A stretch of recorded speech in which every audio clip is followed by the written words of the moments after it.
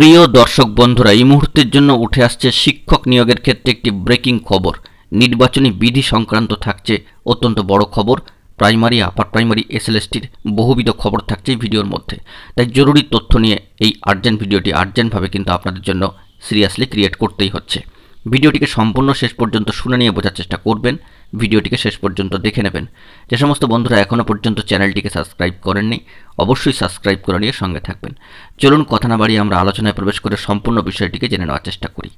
বন্ধুরা, নির্বাচনী আচরণবিধি নির্বাচনের জন্য অর্থাৎ ভোট পর্ব শুরুর পূর্বে লাগু হয়ে গিয়েছিল বলে রাজ্য জুড়ে যাবতীয় নিয়োগ প্রসেসগুলি অর্থাৎ অনগোয়িং প্রসেসগুলি কিন্তু পেন্ডিং হয়েছিল এবং নতুনভাবে নিয়োগ শুরুর ক্ষেত্রে যে বিধিবদ্ধ নিয়মাবলী তা কিন্তু মানতে হচ্ছিল। তাই যাবতীয় কয়েকটি বিষয় প্রসেস আপাতত কিন্তু পেন্ডিং হয়ে গিয়েছিল ভোট পর্ব চলাকালীন সময়। ইতিমধ্যে আমরা দেখেছি যে নির্বাচনী আচরণবিধি সংক্রান্ত বিষয়ে একটি নোটিফিকেশান ইলেকশন কমিশন অফ ইন্ডিয়ার তরফ থেকে কিন্তু প্রোভাইড করা হয়েছে সরাসরি অফিসিয়াল ওয়েবসাইটে। বন্ধুরা, আবারও জানিয়ে রাখি, আমরা কিন্তু অথেন্টিক এবং একেবারে সরাসরি ওয়েবসাইটে যে সমস্ত গভর্নমেন্ট পোর্টালে যে তথ্য থাকে সেই তথ্যকে সামনে রেখেই কিন্তু ভিডিও প্রোভাইড করি। বিভ্রান্তিকর তথ্য আমরা কিন্তু দিই না।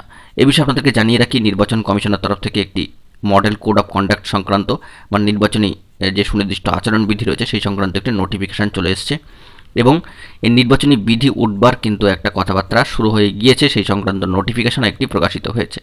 ফলত রাজ্য জুড়ে আবারও নিয়োগের একটা আবহ তৈরি হবে সেরকমই কিন্তু ভাবা হচ্ছে। তো সেক্ষেত্রে নির্বাচনী বিধি উঠে যাওয়ার যে চেষ্টা বা প্রচেষ্টা বা যে কর্মকাণ্ড শুরু হয়ে গিয়েছে, তাতে করে পেন্ডিং যে সমস্ত নিয়োগগুলি প্রসেসিংগুলি আটকে ছিল সেগুলোর জট এবার কিন্তু একটু একটু করে খুলবে। তো সেক্ষেত্রে প্রশ্ন আসছে, প্রাইমারির ক্ষেত্রে কোন নিয়োগ প্রসেস খুলে যেতে পারে, আপার প্রাইমারির ক্ষেত্রে কোন নিয়োগ প্রসেস খুলে যেতে পারে, এসএলএসটির ক্ষেত্রেই বা কী হতে পারে। এ বিষয়ে জানিয়ে রাখি যে প্রাইমারির ক্ষেত্রে বন্ধুরা, প্রাইমারি রিক্রুটমেন্ট প্রসেসের ক্ষেত্রে প্রাইমারি বোর্ড অর্থাৎ প্রাথমিক শিক্ষা পর্ষদ অত্যন্ত তৎপর এবং সম্মানীয় আধিকারিকরা এবং সভাপতি মহাশয় কিন্তু অত্যন্ত তৎপর এবং তারাও কিন্তু যৎপরোনাস্তির চেষ্টা করছেন নিয়োগ প্রসেসগুলিকে এগিয়ে নিয়ে যাওয়ার জন্য। তাই সেক্ষেত্রে প্রাইমারি শিক্ষা পর্ষদ বোর্ডের তরফ থেকে যে থার্ড ফেজ কাউন্সেলিংটি পেন্ডিং হয়ে গিয়েছিল রিক্রুটমেন্ট প্রসেসের ক্ষেত্রে, সেই রিক্রুটমেন্ট প্রসেস কিন্তু চালু হতে পারে এবার একটু একটু করে। প্রথমত থার্ড ফেজ কাউন্সেলিং কিন্তু করাতে হবে, সেরকমই একটি সম্ভাবনার খবর লক্ষ্য করা যাচ্ছে।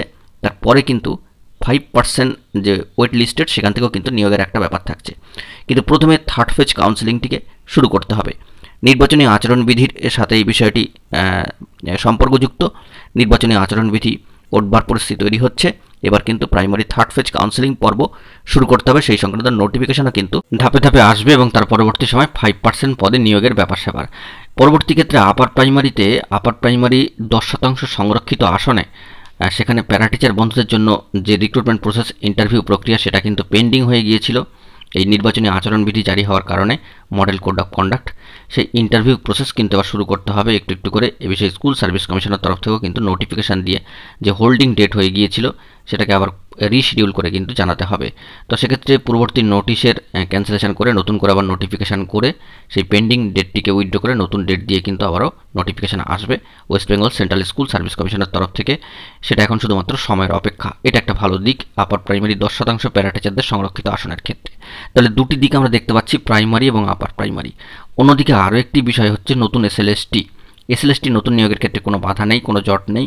এই সংক্রান্ত বিষয়ে স্কুল সার্ভিস কমিশন যে বিষয়গুলি নির্বাচন করবেন বা যা ভাবনা চিন্তার মধ্যে রাখছেন সেই অনুযায়ী কিন্তু এগোবে বিষয়টি।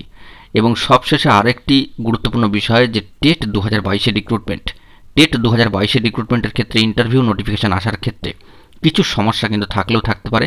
এ বিষয়ে আমরা খোঁজখবর করবার চেষ্টা করছি। পরবর্তী আরেকটি ভিডিওতে গুরুত্বপূর্ণ তথ্য পেলে সেটা কিন্তু প্রোভাইড করে দেবো। তবে আপাতত টেট 2022-এর ইন্টারভিউ নোটিফিকেশান আসার ক্ষেত্রে সাময়িক একটা জট থাকলেও থাকতে পারে, সে বিষয়ে আমরা কিন্তু খোঁজখবর করছি এবং বিষয়টিকে ফোকাসে রাখবার চেষ্টা করছি। আপনারাও বন্ধুরা গুরুত্বপূর্ণ তথ্য পেলে কমেন্ট বক্সে অবশ্যই জানান।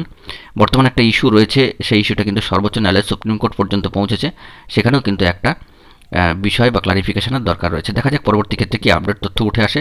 আমরা সবটাই ফোকাস রাখছি, গুরুত্বপূর্ণ তথ্য পেলে সবটাই প্রোভাইড করে দেবো। আমরা চাই যাবতীয় নিয়োগ প্রসেসগুলি জট কাটিয়ে মুক্তির দিকে এগোক একটু একটু করে এবং যোগ্য বঞ্চিত চাকরি প্রার্থীরা চাকরি পাক। বন্ধুরা, এখন এই পর্যন্তই। ধন্যবাদ।